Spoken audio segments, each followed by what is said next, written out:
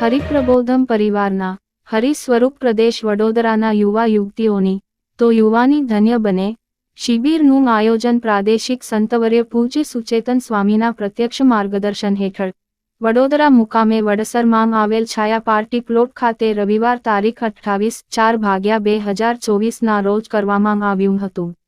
આ શિબિરમાં 1500 યુવકો અને 500 યુવતીઓ મળીને 2000 જેટલા યુવા યુવતીઓએ વક્તા સંતો ભક્તોના પ્રવચનોનો લાભ લઈ જીવનમાં સત્પુરુષના સથવારે હકારાત્મકતા કેળવી અભ્યાસ કારકિર્દી અને સમાજ જીવનને ધન્ય કેવી રીતે બનાવી શકાય તે અંગે માર્ગદર્શન મેળવ્યું હતું।